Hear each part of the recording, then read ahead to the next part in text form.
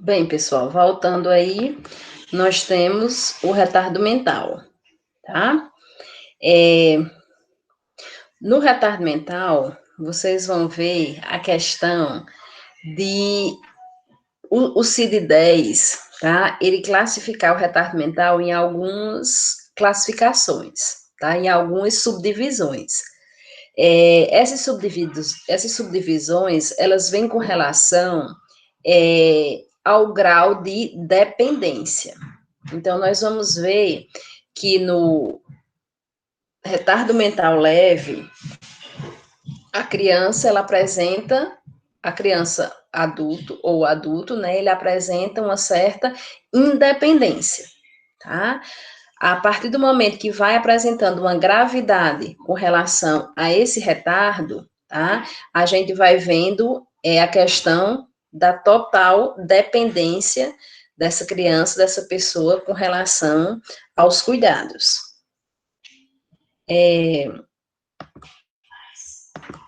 Então, como conceito, nós temos aí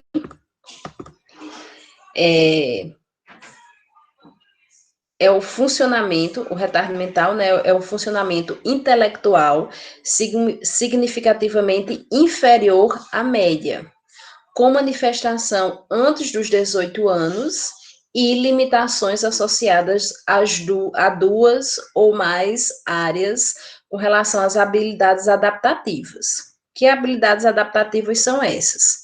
Então, ele, além de apresentar um déficit, né, um QI abaixo do normal, tá? Quem é que faz esses testes de QI com a criança, né? O neuro, tá? Ele faz esse teste, tá? E daí, além de apresentar um QI baixo, ele também vai apresentar dificuldade em duas ou mais destas áreas, com relação à comunicação, aos cuidados pessoais, às habilidades sociais, utilização da comunicação, saúde e segurança, habilidades acadêmicas, lazer, trabalho, tá? Então, veja que, dependendo do grau, né, da classe do retardo mental, que a gente vai ver aí nos slides, ele vai apresentar até todos esses, tá? O que vai trazer uma total dependência da criança com retardo mental para com o seu cuidador. As causas do retardo mental entra aí também, né, como fatores de risco. Então, a causa e os fatores de risco que podem levar à instalação da deficiência mental são inúmeras, tá? E muitas vezes não se chega a definir a causa da deficiência mental. Então, existe alguns grupos, tá, de causas que nós vamos ver que adentra com relação aos determinantes que nós trabalhamos, né? A questão aí das causas dentro dos fatores dos pré-natais, tá? Os fatores de risco e as causas com relação ao pré-natal. Vem a questão da desnutrição materna, tá? O que a gente vem sempre falando, desde que a gente começou a trabalhar os transtornos, a questão de que mulheres que já tenham algum transtorno mental grave, principalmente os transtornos depressão e bipolaridade, de preferência, né, de acordo com a política e de redução de danos, nós temos que orientá-la para a questão de não engravidar, tá?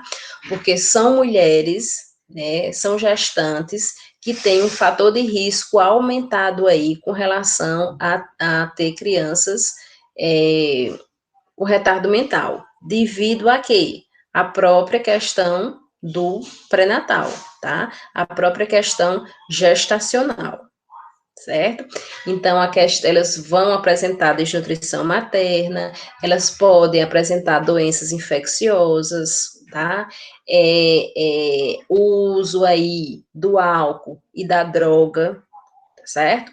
Então, entra aí como fator de risco essas mulheres, né, que já são, já têm um diagnóstico de transtorno mental grave, tá? Então, além disso, entra a questão da desnutrição materna, má assistência à gestante, né, a questão do pré-natal retardado. Nós sabemos que mesmo trabalhando aí a promoção e a prevenção, mesmo com as agentes de saúde, fazendo esse elo, né, casa, estratégia, mas nós, infelizmente, ainda temos hoje gestantes que começam o pré-natal, né, iniciam o pré-natal atrasado demais, tá? Já próximo ao parto, certo? Então, essa má assistência a gestantes também pode vir a ocasionar, pode ser um fator de risco, um fator causal para a criança nascer com retardo mental, né? Porque vai que essa gestante, ela tenha algumas doenças, ela tenha desenvolvido algumas doenças infecciosas, como sífilis, rubéola, no período gestacional, né? Vai que essa gestante, ela faça uso de álcool e de drogas no período gestacional, tá? Então, a toxicidade aí, ela também faz parte dos fatores de risco e dos fatores causais para a criança nascer com retardo mental. Também temos a questão genética, que são as alterações cromossômicas, né?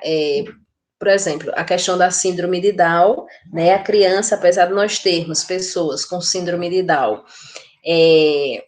que se desenvolvem muito bem, né? Que como até os exemplos que vocês deram, nós temos crianças, né? Adultos com síndrome de Down, médicos, né? Que realmente têm uma carreira, tá?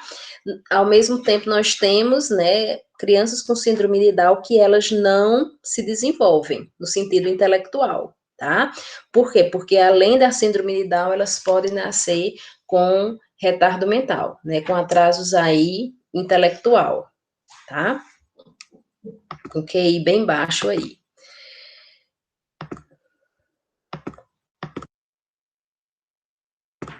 Também nós temos aí os fatores de risco no período do parto, tá? A má assistência ao parto e traumas do parto, isso pode trazer a questão do parto forçado, né, do fórceps, isso pode trazer traumas com relação ao desenvolvimento da criança, tá? A questão da oxigenação, a hipóxia cerebral, ela também é uma das causas de retardo mental, tá? A questão da prematuridade e baixo peso, quando essa criança ela não recebe uma assistência, né, necessária, e também mesmo quando ela recebe, já é um fator de risco para a questão da hipóxia cerebral e a icterícia, né, a icterícia grave, porque é que a gente sempre, né, principalmente quem trabalha, né, com neonato, tá, está sempre em observação com relação à presença da icterícia, justamente porque ela é um fator de risco, né, além de outros, mas também para o retardo mental.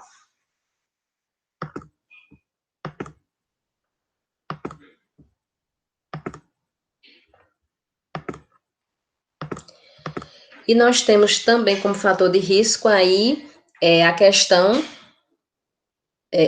do puerpério, né? Pós o nascimento.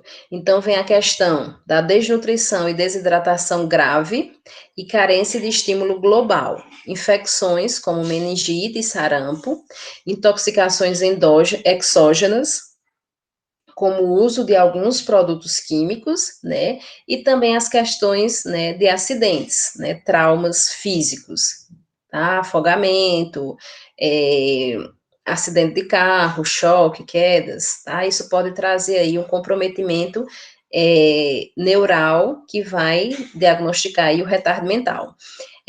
Aqui, pessoal, também vem, aí eu abro um parênteses também para nós com relação aos cuidados de puericultura, né, que nós começamos a trabalhar a criança de 0 anos, né, até 10 anos, nós trabalhamos nesse acompanhamento, tá? E daí, pessoal, nós temos que ver como é o desenvolvimento dessa criança, tá? Essa criança, ela já apresenta uma dificuldade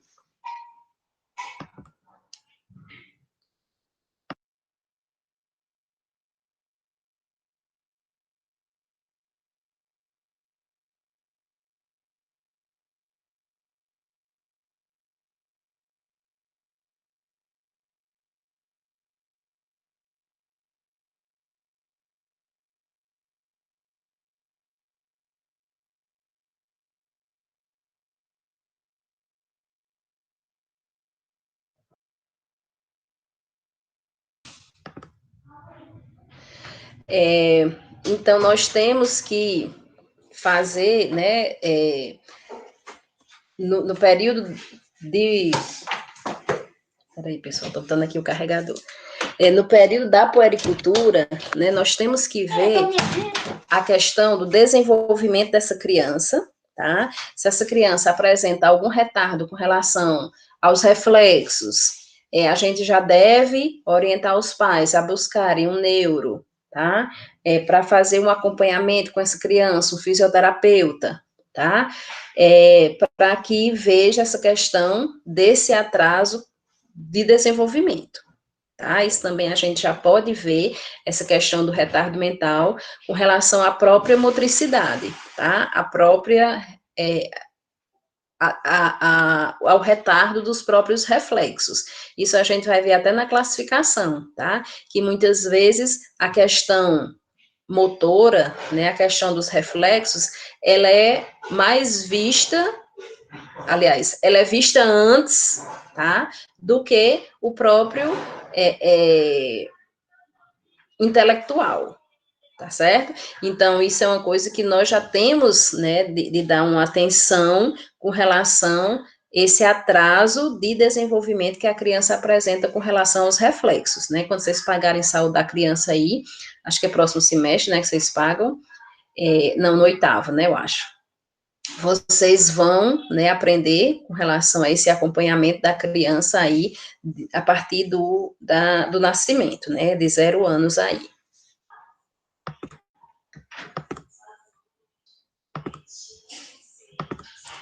Como identificar, tá? Nós identificamos através do desenvolvimento neuropsicomotor, tá? A criança demora para firmar a cabeça, sentar, andar e falar, além da dificuldade de aprendizado, tá? Que aí já é no ambiente escolar. Então, por isso que, muitas vezes, né, esse atraso motor, tá? A gente já consegue observar lá na puericultura, tá? E daí já orienta os pais a fazerem, buscarem essa assistência, né, de maior complexidade. Outras vezes, esse atraso neuromotor não é visto, né, logo na criança, né, nos primeiros reflexos. Aí, muitas vezes, outras vezes pode ser visto lá na questão da aprendizagem, tá? Que é quando a criança entra na escola. Aí vocês podem pensar, mas isso, antes de entrar na escola, ela não já apresentava essa dificuldade de aprendizagem? Já apresentava, tá? Aí tem a questão dos pais, né? Muitas vezes os pais, eles não estão diretamente observando a criança, tá? Com relação a esses atrasos. Muitas vezes até eles estão observando a criança, mas eles não querem aceitar que a sua criança tem esse atraso, tá? Então, vem aquilo que nós conversamos aí no início, de realmente os pais muitas vezes já notarem que a criança tem algum problema, mas eles não quererem aceitar isso aí, tá? E muitas vezes eles ficam protelando até que realmente um profissional venha, né, notar esse atraso, notar essa diferenciação aí de desenvolvimento, e daí chamar os pais para levarem para um serviço, né, do serviço assistencial.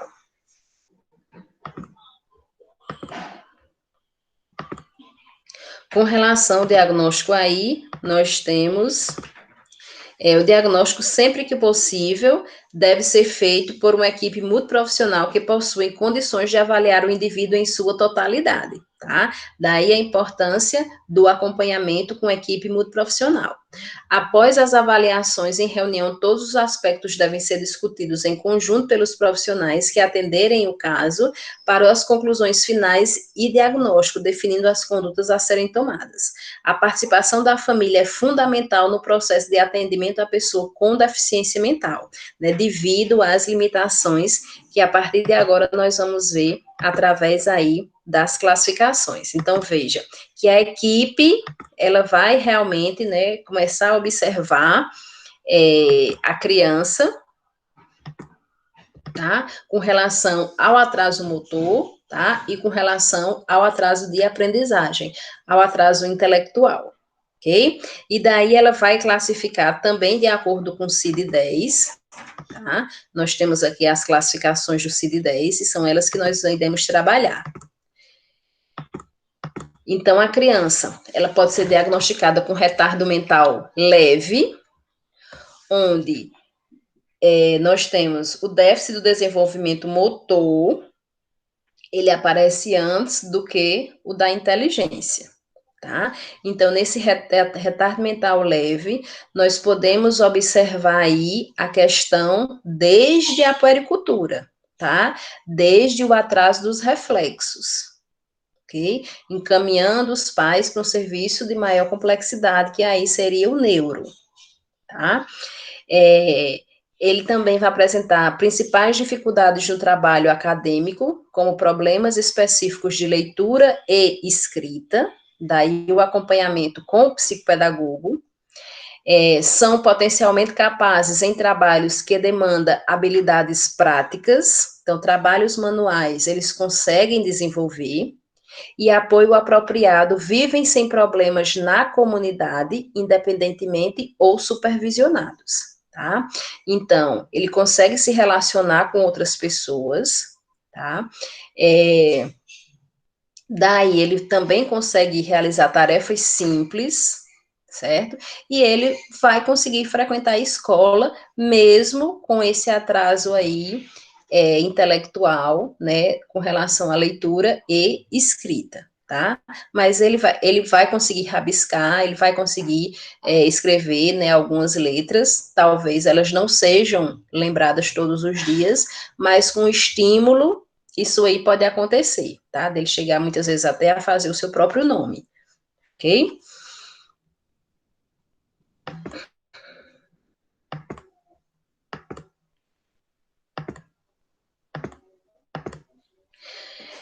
O retardo mental moderado. Progressos em trabalhos escolares é limitado. Programas educacionais podem oferecer oportunidades para eles se desenvolverem. Beneficiam-se de treinamento profissional e com moderada supervisão podem cuidar de si mesmos. Como adultos, são usualmente capazes de trabalhos práticos simples, tá?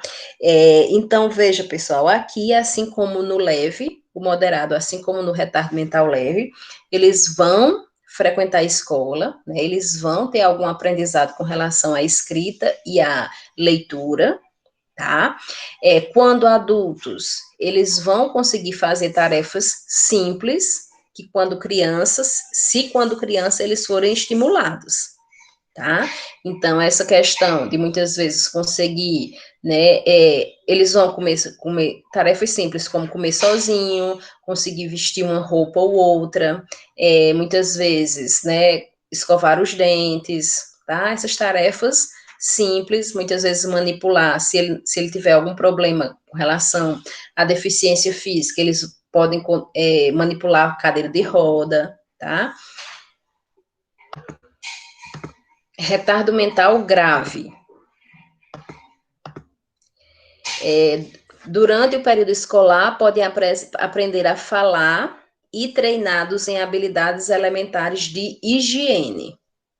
Capacidade de abstração praticamente não existe. Incapaz de aprender linguagem escrita. Memória bem desenvolvida, mas habitualmente infiel e curta. São capazes de se proteger contra perigos mais comuns e, na idade adulta, podem ser capazes de executar tarefas simples sob estreita supervisão, tá? Então, vocês vejam aqui, né, que já existe uma quase total dependência, né, também na vida adulta, né? Porque até as tarefas que ele conseguia fazer simples lá no moderado, né? Aqui ele só vai conseguir fazer se for com supervisão, tá? Então vocês vejam que o processo aqui de depender do outro, depender do cuidador, depender do familiar, que já é bem visto no retardo mental grave, ok? E no retardo mental profundo, né? Que é o caso que nós temos de maior gravidade, gravemente limitadas à sua capacidade de entender ou agir de acordo com as instruções, necessitam de vigilância e assistência permanente, incontinência urinária e fecal são frequentes. Então, no retardo mental profundo, essa criança, né, ela talvez, né, não chegue a uma vida adulta, tá? Isso vai depender das comorbidades, tá? Porque aqui ele também pode apresentar comorbidades no sentido de infecção, tá? Infecção pulmonar, né? A questão da pneumonia, infecções generalizadas, certo? Então, ele vai ter aí outras comorbidades. E aqui ele vive totalmente dependente do cuidador, tá? Então, a questão da alimentação, do controle dos esfíncteres, da higiene, todos são, todos vão ser feitos pelo cuidador, tá? Então, aqui apresenta-se uma total dependência. E a questão, né, das comorbidades, que aí vai ser tratadas pelos profissionais, né, pelos especialistas aí, tá? Então, veja, pessoal, que no retardo mental, a criança, ela vai ter a necessidade de acompanhamento, né, de um acompanhamento de uma equipe multiprofissional, tá? Dentre essa equipe multiprofissional, nós temos aí o neuro, tá? Que vai ter que fazer esse acompanhamento, analisar a questão do nível intelectual dessa criança, tá? Ele vai, né, de acordo com o acompanhamento, classificar a criança nessas divisões aí do retardo mental, sempre vendo a questão do grau de independência, tá? E a gravidade aí com relação à dependência, tá? Vai entrar nessa equipe multiprofissional aí a questão de outros profissionais com relação às comorbidades, né? As doenças oportunistas que vão aparecer aí na criança, tá certo? E daí nós vamos falar um pouco agora sobre TDAH, tá? Que é o transtorno de déficit de atenção e hiperatividade. Ok? Aqui, pessoal, no TDAH, a criança, né, é um transtorno neurobiológico de causas genéticas que aparece na infância e frequentemente acompanha o indivíduo por toda a sua vida. Ele se caracteriza por sintomas de desatenção, hiperatividade e impulsividade. Então, veja, toda criança com TDAH, ele vai apresentar essas características: desatenção, hiperatividade e impulsividade.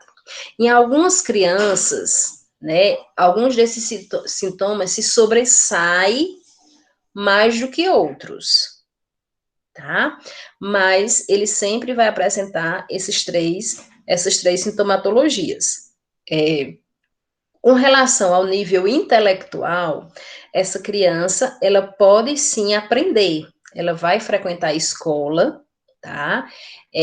Quando estimulada, né, pelos pais, certo? Quando os pais permitirem, é lógico, tá? E daí ela vai conseguir se desenvolver intelectualmente, tá? Ela vai conseguir aprender. Só que considera-se que ela pode apresentar um déficit intelectual não é pela questão de problemas de aprendizagem, tá? É justamente pela questão da desatenção, da hiperatividade e da impulsividade, tá? Mas quando estimulado, ele consegue se desenvolver muito bem, tá? Ele pode se tornar um adulto, tá? Uma carreira, frequentar uma faculdade, ter uma profissão e desenvolver muito bem essa profissão, tá? Então, veja que não há um problema de atraso intelectual nas crianças com TDAH, não, tá? O que há, na verdade, é uma dificuldade na aprendizagem no sentido dele apresentar esses sintomas, desatenção, hiperatividade e impulsividade. Porque, por exemplo, na hora que a professora está lá, ensinando, tá? Ele está mexendo com um colega, ele saiu da sala de aula, ele está fazendo outra coisa, ele está de costa para a professora. Então, vai haver um atraso com relação a essa aprendizagem, não é porque psicológico, não é porque ele tenha um problema no seu cérebro com relação ao atraso de aprendizagem, não. É porque ele não vai se concentrar, tá? Ele não está lá prestando atenção no que a professora está falando, certo? Mas, quando estimulado, quando acompanhado, certo? Essa criança, ela vai ter sua inteligência, ela vai desenvolver a sua inteligência, tá? E vai realmente conseguir, né, fazer uma faculdade e chegar a uma profissão. Acho que vocês, né, conseguiram entender aí o que é que eu estou querendo falar, né? Que não há um atraso de inteligência. Na realidade, devido a apresentar esses sintomas, ela vai ter uma dificuldade na aprendizagem, tá? Porque ele não vai ter atenção no que a professora está ensinando, tá? Então, 4 a 6% da população é diagnosticada com o TDAH na fase escolar, tá? E 2% aí na fase de adultos. Com relação ao quadro clínico, né? O quadro clínico, ele é dividido com relação aos sintomas, né? Desatenção, hiperatividade e impulsividade, tá? Então, o que é que a criança vai apresentar que nós iremos classificar como uma criança que apresenta desatenção? Dificuldade de prestar atenção a detalhes ou errar por descuido em atividades escolares e profissionais, tá? Então, realmente, é a falta de atenção aos pequenos detalhes. Então, por exemplo, em várias questões, né, se ele está fazendo uma prova com várias questões objetivas, muitas vezes ele pode errar, não é porque ele não sabe, é porque ele não prestou atenção aos detalhes, né, que lá tinha exceto, que lá tinha a incorreta, tá? Dificuldade em manter a atenção em tarefas ou atividades lúdicas. Muitas vezes, pessoal, ele não termina uma tarefa, tá? E já vai para outra, certo? Isso aí também caracteriza a questão da impulsividade. Ele está sempre fazendo algo, olhando já para outra coisa que ele tem para fazer, tá? Para outra coisa que ele pode fazer. Parece não escutar quando lhe dirigem a palavra, tá? Por quê? Porque ele está sempre desatento. Não seguir instruções e não terminar tarefas escolares, domésticas ou deveres profissionais.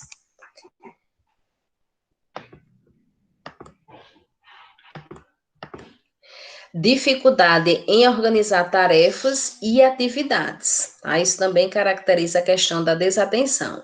É por isso que quando adultos, né, ou também quando ele é acompanhado, né, o profissional que o acompanha, ele vai orientá-lo a questão de organizar suas tarefas, para que quando adultos, ele consiga realizar suas tarefas. Uma certa vez, né, teve no Fantástico, né, com Drauzio Varela aí, houve umas séries, né, de acompanhamentos com autistas. E lá, né, um autista apresentou um quadro que ele fez com relação às suas atividades, né? Ele era um professor de música, ele fez faculdade de música e agora ele é um professor de música da faculdade. Então, como ele tinha outros compromissos, então ele fazia um quadro, né, e colocava aqueles post-its coloridos para cada dia, né, ele colocava lá, né, as suas tarefas, as suas obrigações, tá? E caso ele não olhasse para o quadro, ele não iria lembrar das tarefas, não iria lembrar dos seus compromissos, tá? Então, todos os dias, né, ele olhava várias vezes para o quadro, para que ele lembrasse dos compromissos que ele tinha, tá? Ser facilmente distraídos por estímulos alheios à tarefa, né? Então, se uma criança, né, faz outra coisa, ele quer saber o que é que a criança está fazendo. evitar ou relutar em envolver-se em tarefas que exijam esforço mental constante, perder coisas necessárias para tarefas ou atividades e apresentar esquecimento em atividades diárias, tá? Tudo isso devido à desatenção. Por isso que essa criança ela precisa ser acompanhada por um psicopedagogo. Por isso que muitas vezes, até para a questão do desenvolvimento intelectual, para o desenvolvimento da aprendizagem, né? Essa criança ela precisa ter um acompanhamento de reforço escolar, onde na realidade ela fique sozinha com o professor, tá? Com relação, pessoal,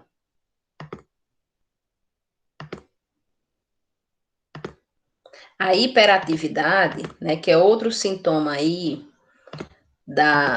do TDAH, né, a criança ela vai apresentar movimentos de agitar as mãos, os pés ou mexer na cadeira, tá? Ela tem uma inquietação motora, tá? Então ela vai estar sempre se mexendo. Abandonar a cadeira em sala de aula ou em outras situações nas quais se espera que ele permaneça sentado, correr ou escalar em demasia em situações nas quais isso é inapropriado. Então, as crianças estão todas lá sentadinhas, porque a professora colocou todas sentadinhas, e daí ele não vai sentar, tá? Ele vai estar correndo, ele não vai ter esse compromisso com relação a essa obediência. Tá? Dificuldade em brincar ou envolver-se silenciosamente em atividades de lazer, estar frequentemente a mil ou muitas vezes agir como se estivesse a pleno vapor e falar em demasia, tá certo? Então, por muitas vezes aqui, nessa questão da hiperatividade, ele vai estar incomodando outras crianças. E daí, algumas vezes, né, a criança autista, ela ser isolada socialmente. Por quê? Porque as outras crianças já não aguentam mais o tanto que ele não para, né, que ele mexe com outras crianças, tá? Então, na realidade, não é ele que se isola socialmente, tá? São as outras crianças, por não mais aguentarem o comportamento dele, que começa a isolá-lo, tá certo? Nós temos, né, muitos pais que vão realmente buscar os serviços do CAPS, buscar o serviço psicológico, porque a criança é hiperativa, tá? E são nesses casos onde eu já falei muitas vezes para vocês que o psicólogo, ele prefere primeiro, né, conversar com os pais para depois conversar com a criança, para saber se essa hiperatividade é por falta de limites, que a criança nunca teve, ou se realmente é devido aí, né, a hiperatividade diagnosticada aí dentro do TDAH, tá? E nós temos a impulsividade, tá? A impulsividade, ela é frequentemente dá respostas precipitadas antes das perguntas terem sido concluídas, apresentar constantemente dificuldade em esperar a sua vez e frequentemente interromper ou se meter em assunto de outras pessoas, né? Quer dizer que ele está sempre aí impulsivo. Ele não fica numa fila, tá? Ele está sempre mexendo com outras crianças, ele está sempre bagunçando, tá? E daí, pessoal, uma criança com TDAH dentro da escola, né, que é o que é orientado, tá? Mas assim, a escola, ela tem que ver a necessidade de ter um cuidador, tá? Um professor para ajudar ao professor principal, tá certo? Por quê? Porque para que esse professor, né, fique cuidando da criança com TDAH, tá? Fique prestando uma assistência maior à criança com TDAH, ok? Para que o professor, realmente de sala de aula, dê atenção ao todo, dê atenção às demais crianças. Porque no meio de uma sala de crianças que tenha uma com diagnóstico de TDAH ou com sintomatologia de TDAH, tá? Ela vai atrapalhar a aprendizagem das outras crianças, certo? Por isso que é necessário que a escola tenha essa visão de colocar um professor de reforço, né, um professor secundário, certo?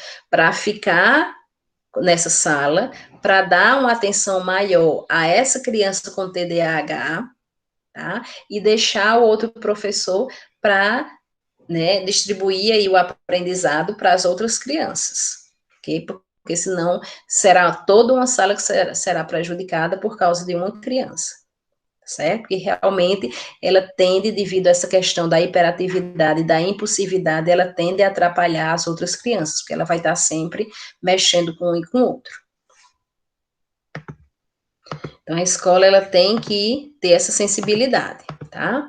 As causas. Estudos mostram que portadores de TDAH têm alterações na região frontal e sua conexão com o resto do cérebro, né? Então, ocorre aí nessa região frontal, é onde nós temos, né, a maior, o desenvolvimento com relação à inteligência, à memória, ao comportamento, ao humor, tá? E nessa região frontal é uma das mais desenvolvidas do ser humano em comparação com outras áreas, outras espécies animais, e é responsável pela inibição do comportamento, pela capacidade de prestar atenção, memória, autocontrole, organização e planejamento, tá? Então, pessoal, na criança com TDAH, tá? O que é que vem a dificultar, né? A apresentar esse desequilíbrio, a questão dos neurotransmissores, tá? Principalmente aqui, ó, a dopamina e a noradrenalina, tá? Que eles vão trabalhar nessa questão aí do comportamento e da memória, ok? Existem causas que foram investigadas para estas alterações nos neurotransmissores da região e suas conexões, tá? Então, essa questão também aqui, né, como a gente viu lá no autismo, aqui no TDAH também vem a questão aí da diminuição do fluxo dos neurotransmissores. O diagnóstico vem pela presença dos sintomas: desatenção, hiperatividade e impulsividade, tá? Esses são sintomas que vão estar presentes na criança com TDAH. Considerar a duração, a frequência e a intensidade dos sintomas, né? Daí a questão do diagnóstico ser clínico, tá? Considerar o grau de prejuízo dos sintomas e a avaliação psicológica devem envolver pais, criança e escola, tá? Como a gente já falou no início, né, para os distúrbios infantis, a escola, ela é essencial.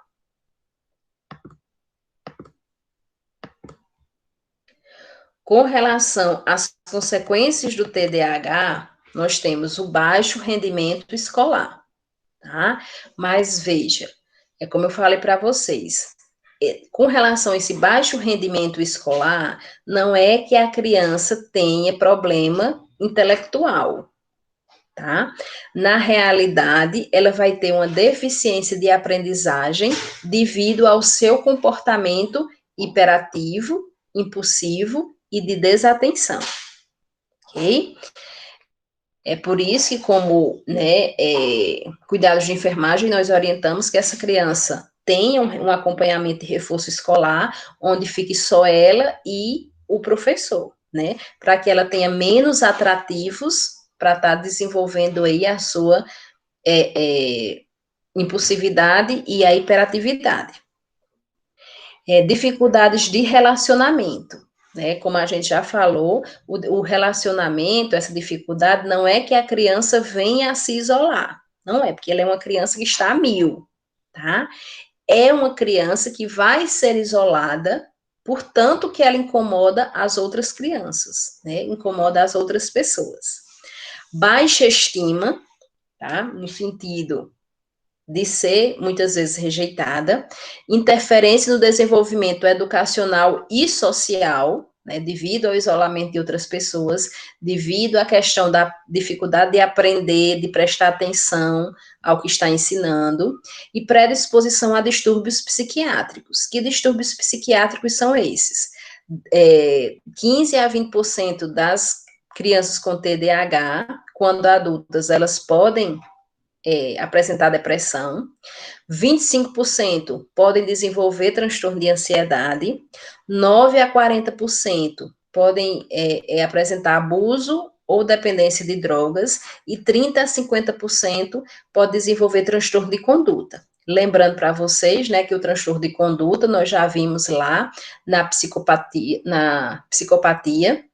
né, onde o transtorno de conduta, ele vem devido realmente à delinquência, né, ao desenvolvimento aí de delinquência da criança, né, que vai se tornar um adolescente delinquente, né, a questão da falta de limites, tá, da falta de acompanhamento, e essa criança vai apresentar aí transtorno de conduta quando adolescente, tá, podendo aí também entrar a comorbidade de um psicopata, tá?